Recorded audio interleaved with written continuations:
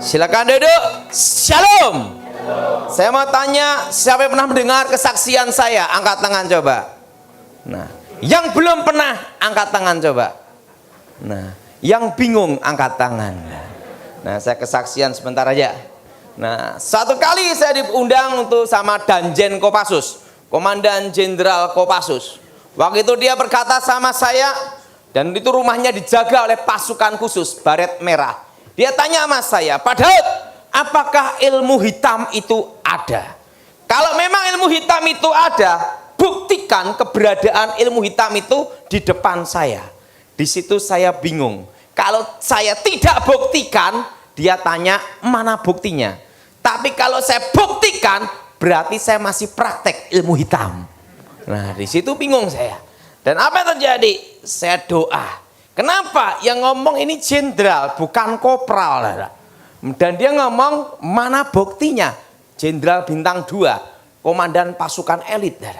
Saya berdoa sama Tuhan. Tuhan, kali ini engkau perlu tolong saya. Tiba-tiba saya lihat ada suatu cahaya. Cepat seperti kilat. Saya doa, dalam nama Yesus. Langsung cahaya itu berubah menjadi paku terbang melayang di udara gini. Langsung jin ini berkata, apa ini Pak Daud? Itulah santet. Demi nama Yesus, plek jatuh. Langsung dia ngomong gini, siapa penyantetnya? Alamat di sini, jalan ini, pelakunya ini. Kok tahu Pak Daud? Bekas tukang santetnya. Nah, langsung dia ngomong, Pak Daud, siap. Anda diminta sama negara saat ini untuk menjaga keamanan negara. Anda diminta untuk menjaga Presiden Republik Indonesia, SBY. Saya diminta untuk menjaga SBY untuk pengamanan khusus, untuk penangkal, melumpuhkan ilmu hitam. Tidak terlalu lama, 2004 sampai 2014. 10 tahun saya menjaga Presiden. Khusus bagian untuk penangkal ilmu hitam dan untuk penanggulangan teroris. Nah, waktu itu 10 tahun dan saya mengundurkan diri 2014. 2013 saya minta pengunduran resmi, minta sama Kasat bahwa 2014 siapapun presidennya saya tidak jaga lagi. Nah, kenapa? Saya mau kembali ke gereja. Makanya 10 tahun lebih saya tidak khotbah di tempat pendeta Samuel Gunawan. Nah, sekarang baru nongol. Nah, yang kesaksian bagaimana saya bertobat. Kalau orang belum kenal saya, mantan paranormal, dukun sakti. Dikira orangnya kakek berjenggot gondrong. Tidak taunya orangnya kecil tapi keren. Nah, saya orang Blasteran, papa saya orang Chinese, mama saya ibunya Jawa, ayahnya Cina. Jadi saya 75% Chinese, 25% Jawa. Dari keluarga Jawa inilah mama punya ibu, yaitu nenek saya. Nenek ini punya ibu lagi, yaitu kakek nenek buyut. Keluarga dari kakek nenek buyut inilah kakek nenek guru saya. Kakek saya terkenal dengan tokoh aliran putih, sapu angin. Terkenal dengan ilmu saipi angin pindah tempat. Dan terkenal dengan ilmu kebal, aji lembu sekilan, tembak sejengkal. Dan terkenal dengan ilmu panglemunan, ilmu menghilang. Dan kakek saya dulu dari peta, pembela tanah air. Dan dia dulu dari peta jadi heho, pasukan Jepang. Karena dulu kan dipaksa semua untuk ikut pasukan itu. Nah, itu beliau satu letingnya Ahmad Yani. Nah, itu kakek saya, peta awal. Nah, kakek saya tokoh aliran putih, nenek saya tokoh aliran hitam. Nah, lahirlah saya abu-abu. Nah, nenek saya terkenal ilmu santetnya setan kober. Kalau dia membunuh orang, anak cucu dibunuh semua. Dan dia menguasai santet 3 benua dengan keahlian menyetop jantung. Nah, kakek nenek buyut saya mengalami susah mati kalau ilmunya tidak diturunkan. Dan yang bisa menurunkan ilmunya adalah seseorang yang memiliki hari kelahiran weton stupaing. Dalam angka Jawa 99. Nah, di antara 5 bersaudara, laki semua, Pandawa 5. Saya anak nomor 2, lahir di weton keramat. Karena itulah sejak usia 9 tahun dididik dan dilatih untuk menjadi seorang dukun. Dan waktu itu saya masih ingat guru saya ngomong sama saya gini, untuk menjadi yang terkuat harus menjadi yang paling menderita. Apa yang paling kamu takutin dalam hidup ini? Saya hanya takut satu aja, lapar. Betul? Betul? Betul? Siapa yang setuju? Angkat tangan. Nah, langsung guru saya ngomong, kamu takut lapar. Apa yang kamu takuti itulah, jadilah yang ditakuti itu. Langsung dia bawa satu pisau, lama satu botol air, dibawa ke hutan. Jep-jep, langsung. 1 bulan ketemu saya, kamu hidup atau mati. Kamu takut lapar, sekarang benar-benar. Nah, di dalam hutan itulah saya bertahan. Hanya 1 botol air dan 1 pisau. Maka saya bisa makan kucing, ular, kadal, kodok, semua sikat. Yang tidak saya sikat hanya kaki meja. Nah, disitulah saya bertahan. Makanya saya tidur dulu pakai pisau, senjata. Nah, disitulah saya dilatih awal pertama. Ingat, kamu takut sama setan dan jadilah setan itu. Wah, itu motonya seperti itu. Kalau yang menghalangi kamu dewa, tebaslah dewa, bilang itu. Di situ saya diajar bagaimana kekuatan itu. Nah, sekarang setelah kamu punya mental, baru belajar ilmu gaib. Jadi kalau orang tidak punya mental belajar ilmu gaib, jadi sarno, sarape keno. Jadi mental dulu dikuatin dulu. Nah, pertama kali saya belajar adalah aji tapak banyu, ilmu mengambang di atas air. Gara-gara punya ilmu itu, sampai sekarang tidak bisa renang.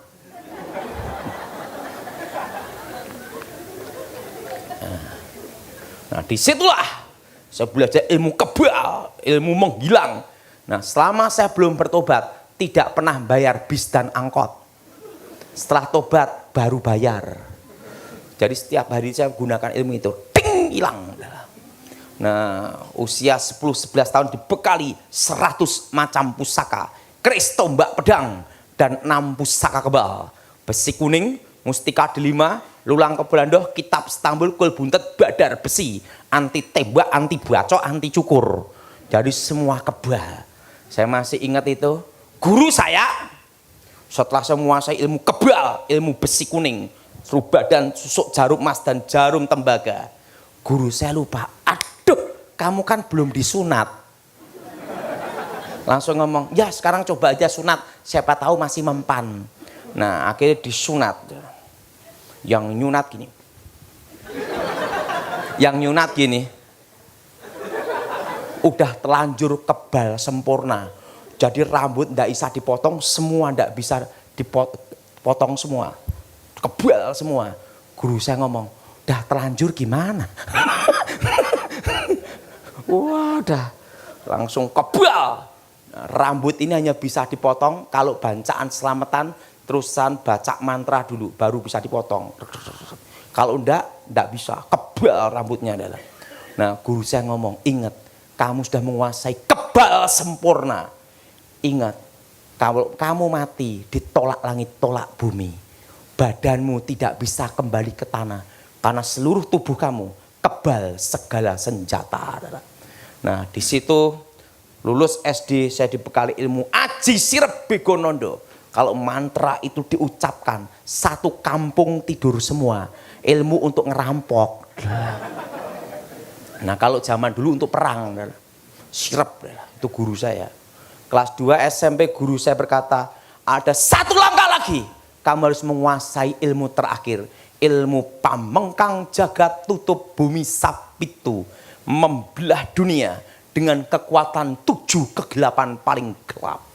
Tapi ilmu yang memiliki rahasia. Seumur hidup kamu tidak boleh menikah dan berhubungan dengan wanita. Harus jadi perjaka ting-ting, bukan tong-tong. Iki yang susah.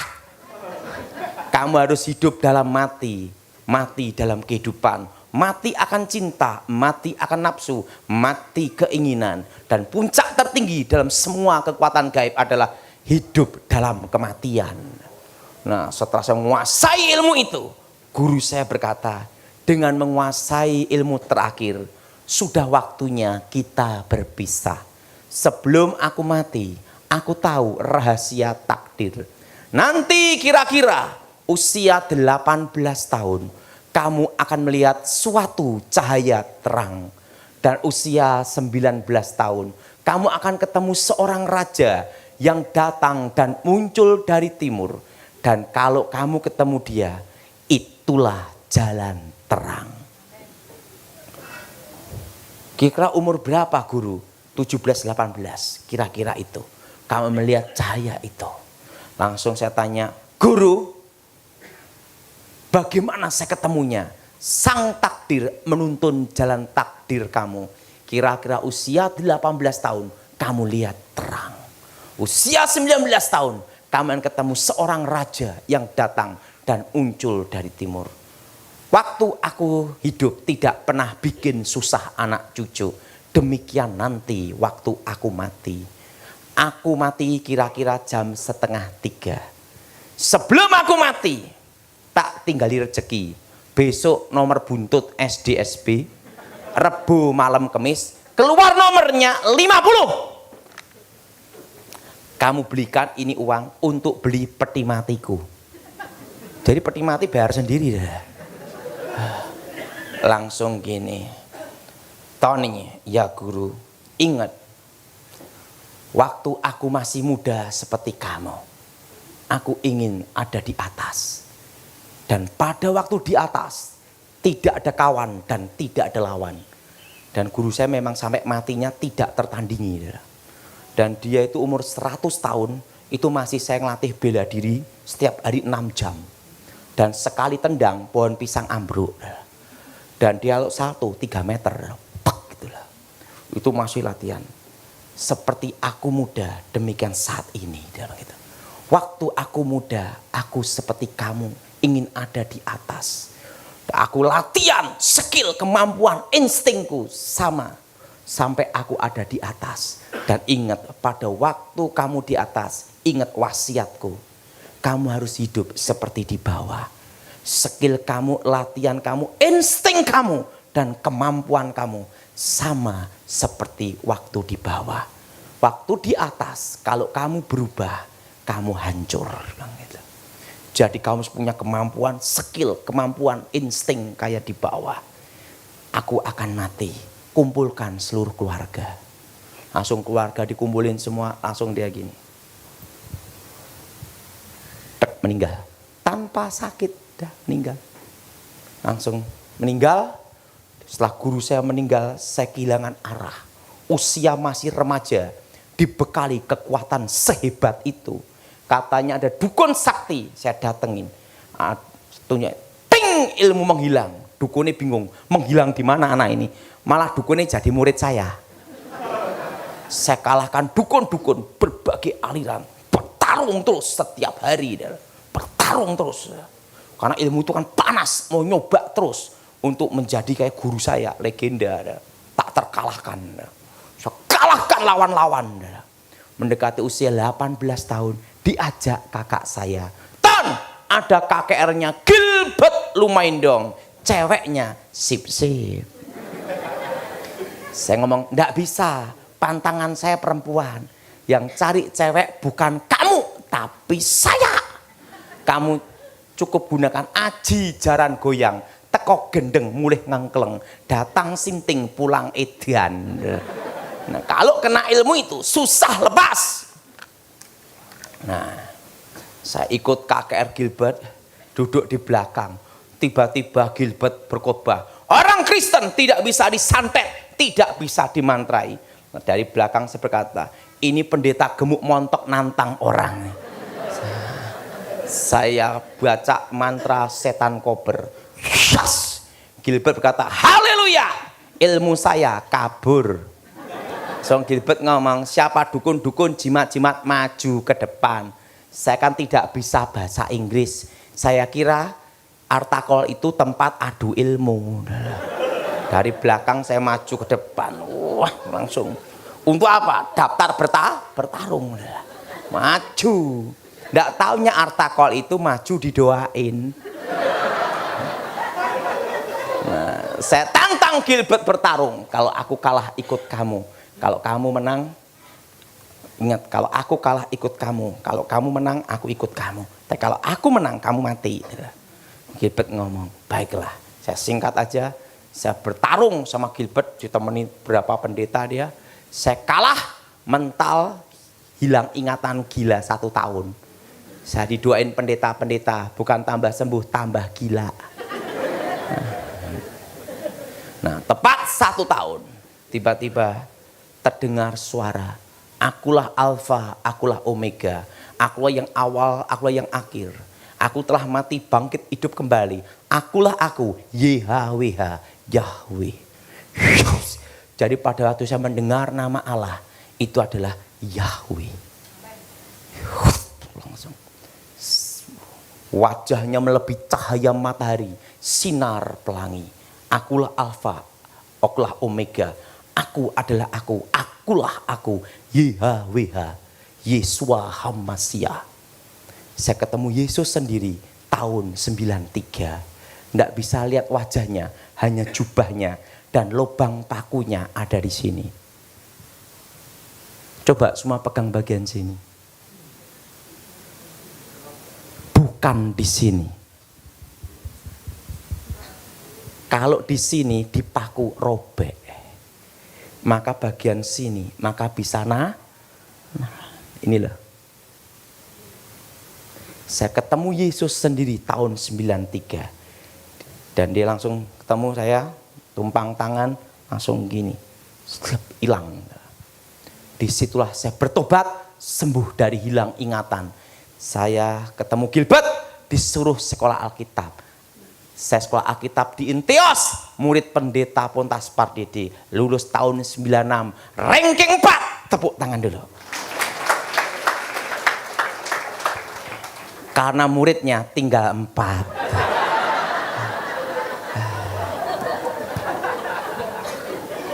Nah, tahun 2001 saya diminta untuk ngasih pengarahan di Akademi Kepolisian Semarang. 2001 bidang reserse intelijen, penangkal ilmu hitam. Jadi untuk bagaimana mengeksekusi ilmu kebal atau menangkap kejahatan berhubungan ilmu menghilang, ilmu reserse, penyidikan. Itu tahun 2001 sampai 2003 di Akademi Kepolisian Semarang. 2004-2014 saya jaga presiden. 2014 sampai sekarang saya kembali ke gereja. Nah, tapi waktu saya jaga tetap ke gereja pelayanan. Tapi tidak seperti sekarang ini. Sekarang banyak untuk keluarga. Dulu hampir tidak ketemu. Tiba-tiba anak udah gede gitu lah. Nah, dan apa yang terjadi? Saya mau tanya sama saudara. Siapa yang percaya Yesus yakin masuk surga? Angkat tangan. Apakah kalian pernah mati? Berbahagialah orang yang percaya. Walaupun tidak melihat. Saya percaya karena saya melihat. Kita buka dalam Injil Yohanes pasal 14. Injil Yohanes pasal 14. Injil Yohanes pasal 14. Ayat pertama sampai dengan ke-7. Injil Yohanes pasal 14 ayat pertama sampai dengan ke-7. Saudara yang genap, saya yang ganjil. Janganlah gelisah hatimu, percayalah kepada Allah, percayalah juga kepadaku. Ayat 2 sudah baca? Di rumah apa, saudara?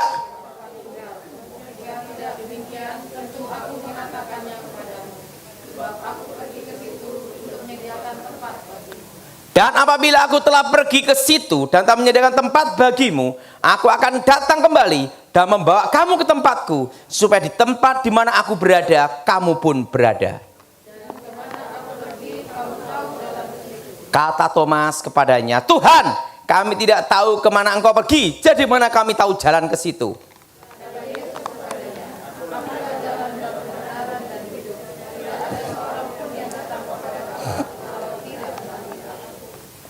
Sekiranya kamu mengenal aku, pasti kamu juga mengenal Bapakku. Sekarang ini kau mengenal dia, dan kamu telah melihat apa, saudara? Dia.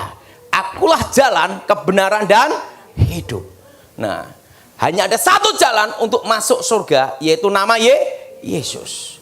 Nah, dan Yesus pergi ke surga, naik ke surga untuk nyiapin rumah bagi kita. Di rumah Bapak banyak tempat tinggal.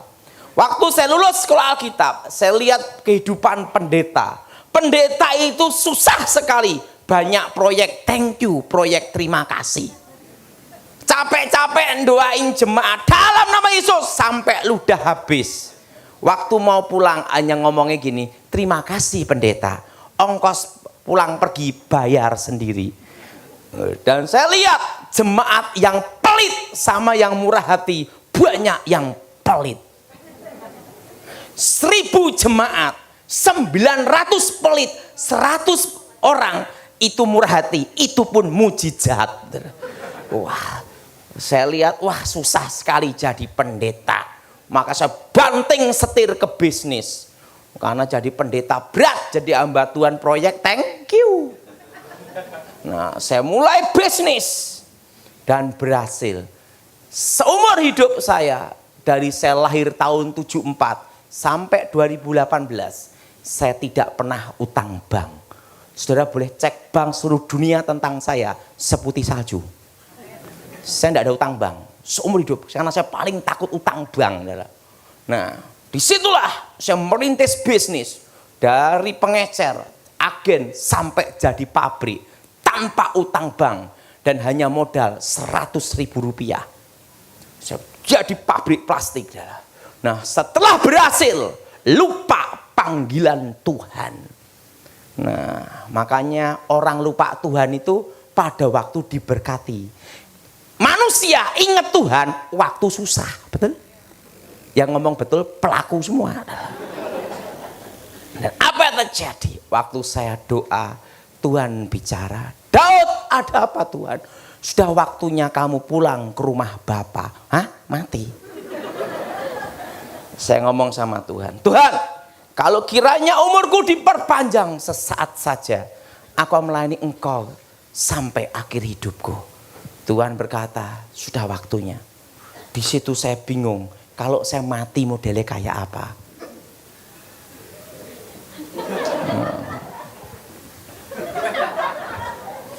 Bingung. Nah, saya ngomong sama mama saya, Mah, aku mau pulang ke rumah Bapak. Loh, apa kamu stres mikirkan tagihan? Nah, saya bingung modelnya mati kayak apa. Nah, saya naik motor boncengan sama temen. Saudara, kecelakaan motor yang berbahaya itu bukan di depan, tapi yang di belakang.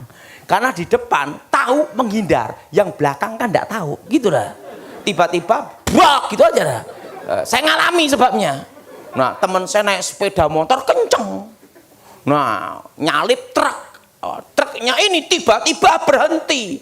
Maduar. Nah, yang di depan gini menghindar gini, saya kan enggak tahu, tiba-tiba gini.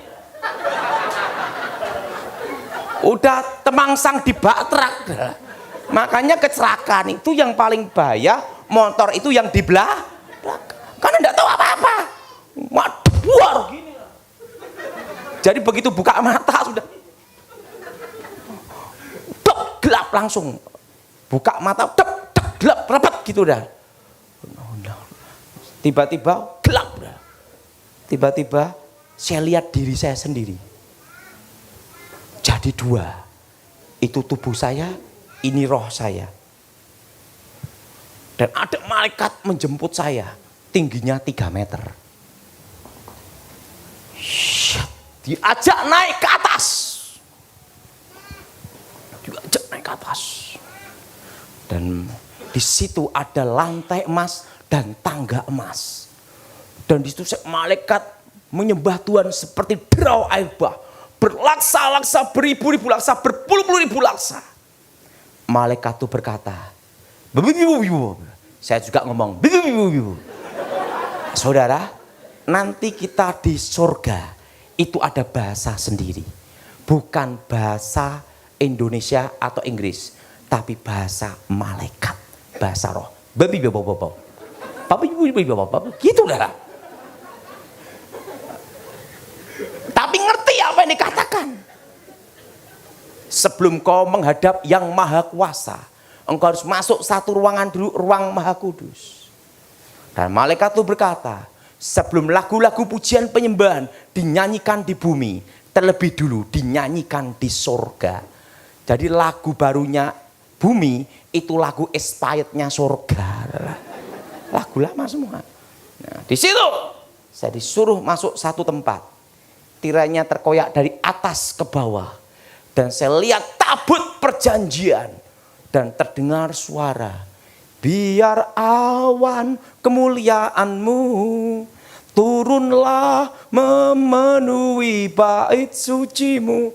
Ku nyanyi haleluya di depan tata suci-Mu. Terus itu seperti derau air bah.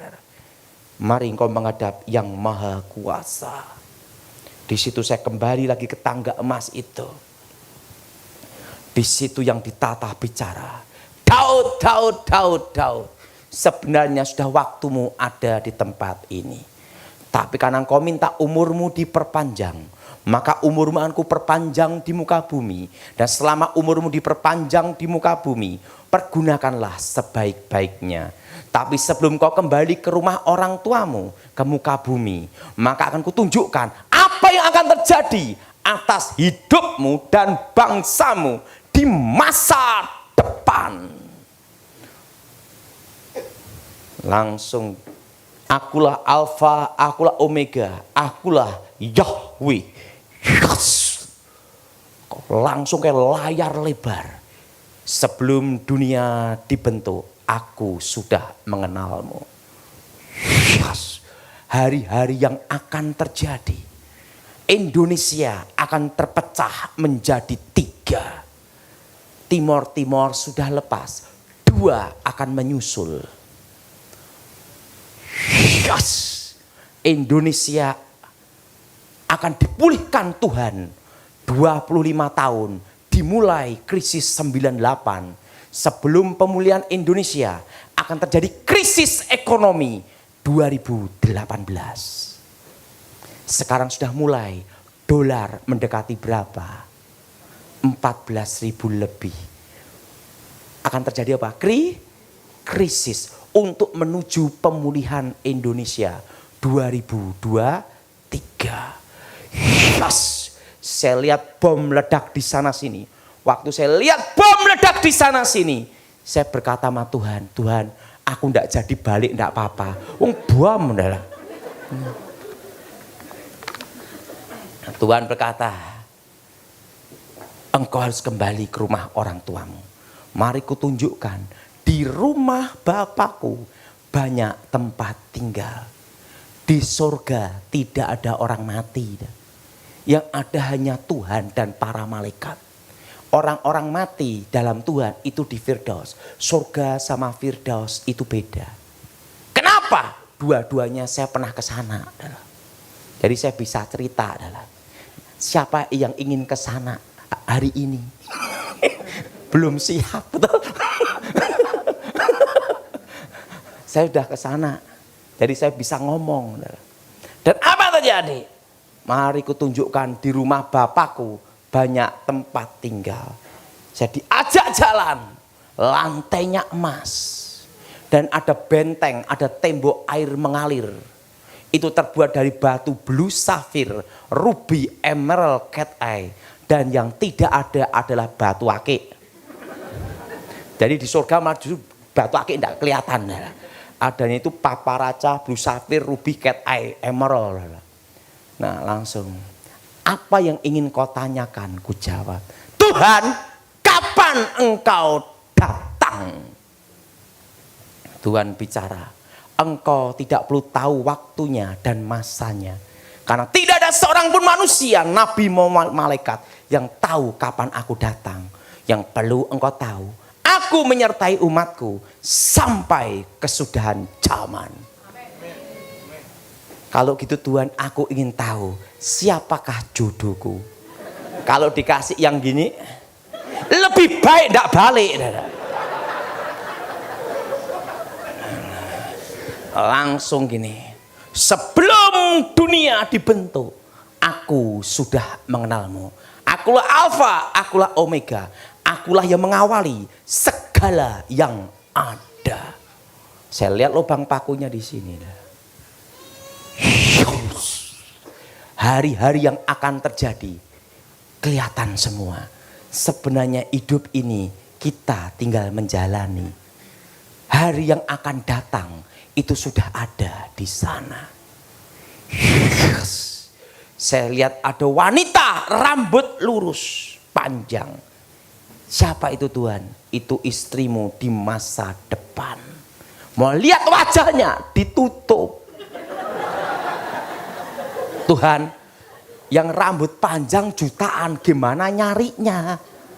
Engkau akan ketemu di satu tempat. Saya ketemu istri saya di Jogja, di KKR, rambut lurus.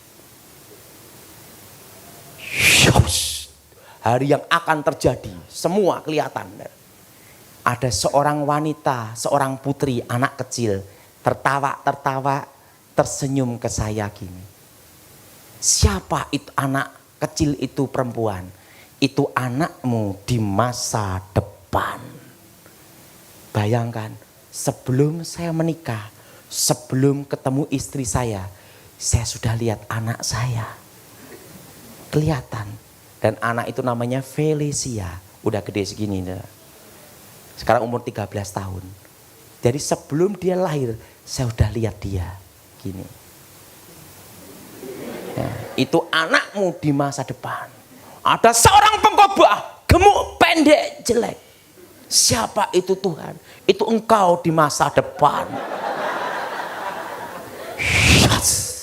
Hari-hari yang akan jadi.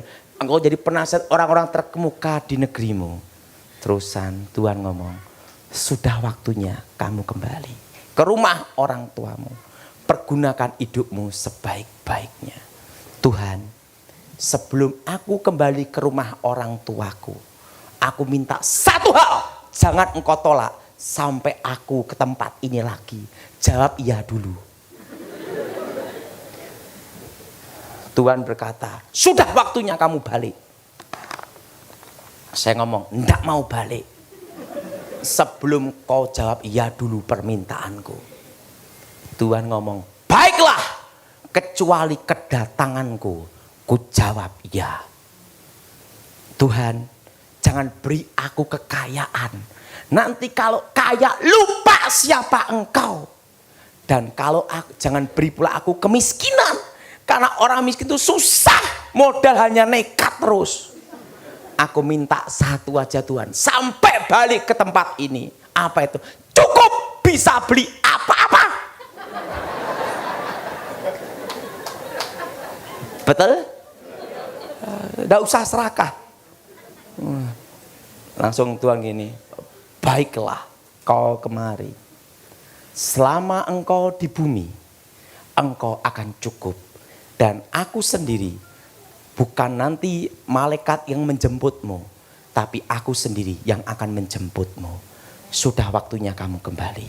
Ingatlah, pergunakan hidupmu sebaik-baiknya. Karena waktunya tiba, bukan malaikat yang kuutus menjemputmu, tapi aku sendiri yang akan menjemputmu. Sudah waktunya kamu balik. Saya suruh naik kereta berkuda, turun ke bumi. Itu kudanya berapi, kuda putih bersinar api. Roh saya masuk, les, saya hidup kembali. Mama saya, Daud mati, kok hidup lagi? Dan Tuhan bicara dari surga, lagu-lagu yang kau dengar tadi, kuberikan padamu sebagai tanda engkau pernah ada di surga. Di situ saya baru mengerti. Langsung saya nulis lagu awan kemuliaan, ku nyanyi haleluya, tabut kekuatan. Saya semua alat musik bisa pegang, tidak bisa main.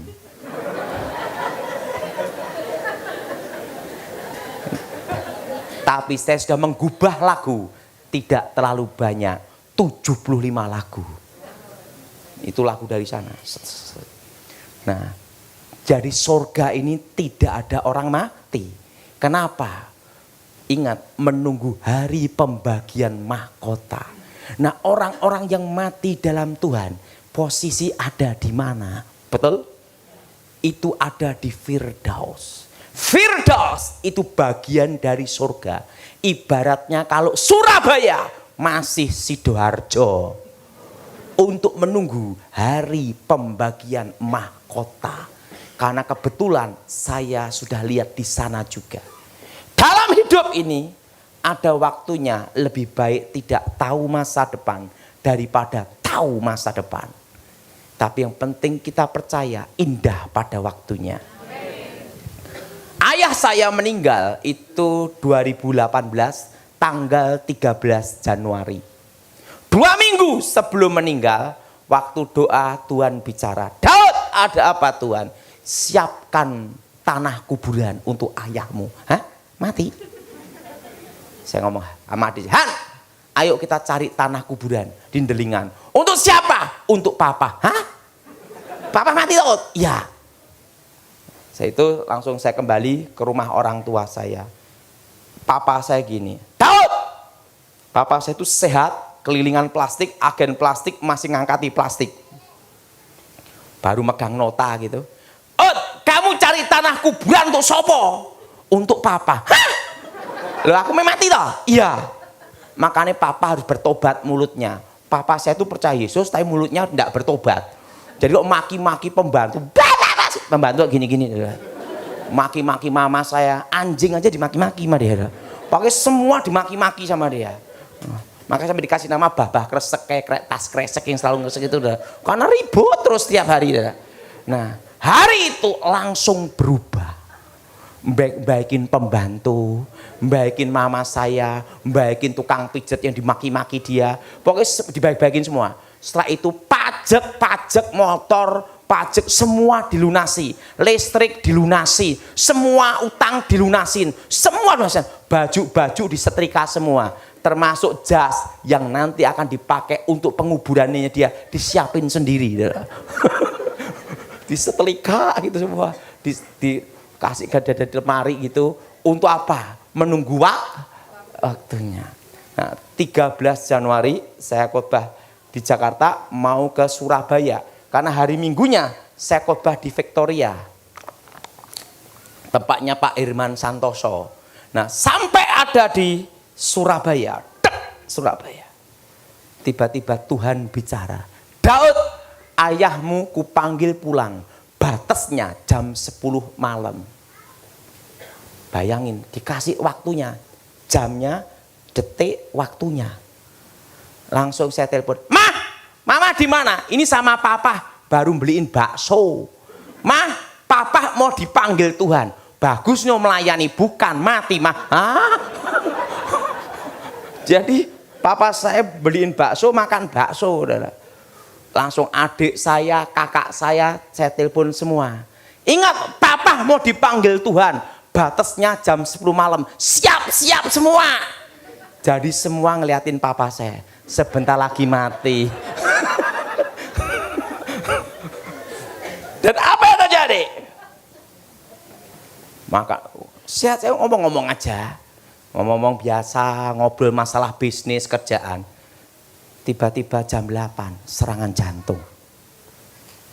Saya doa sama Tuhan. Tuhan, beri waktu 1 malam saja. Supaya saya ketemu ayah saya sebelum engkau memanggil. Tuhan ngomong sama saya. Saya doa Tuhan beri waktu 1 malam aja. Bicaralah Tuhan. Tidak dapat jawaban. 1 malam saja.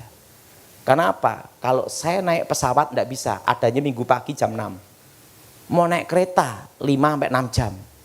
Naik mobil 6 jam. Naik bis 6 jam. Surabaya Solo kan tidak. Jam 9 saya doa. Jam 9.30 saya ditelepon. Ini papa di ruang ICU gini-gini. Serangan jantung. Tuhan, kehendak-Mu yang jadi. Tuhan tuh menunggu saya ngomong kehendak-Mu yang jadi. Waktu saya ngomong kehendak-Mu yang jadi, langsung Tuhan bicara. Hari ini, jam ini, detik ini, ayahmu bersama-sama aku di Firdaus. Yes, langsung kelihatan. Itu tidak dibatasi ruang dan waktu. Saya ada di Surabaya, bisa langsung lihat papa saya di Solo. Dipegang-pegang dadanya gini. Dan dari tubuhnya keluar cahaya. Depsap. langsung pindah ke satu tempat. Tempatnya itu tiada ujung dan ada pintunya, itu bersinar putih kristal, langsung buka gitu darah. Dan papa saya langsung ditok 69 tahun, meninggal umur 69. Saya baru mengerti yang dihitung tahunnya itu bukan waktu kita lahir, tapi pada waktu terbentuk hari pertama di janin. Jelas? Jelas? Jadi waktu dalam kandungan jadi pembuahan sel sperma dan sel telur. Itu dihitung hari pertama. Baru saya mengerti, Dara. Jadi dihitung dari situ, bukan waktu lahir. 69 tahun. Langsung papa saya masuk. Langsung berubah. Jadi kayak usia 20 tahun. Nanti yang tua-tua semua di Firdaus berubah.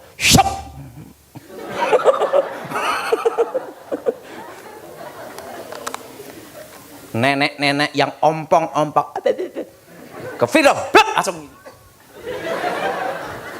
robah, semua jadi muda. Sama fotonya dengan waktu ayah saya menikah, persis berubah langsung.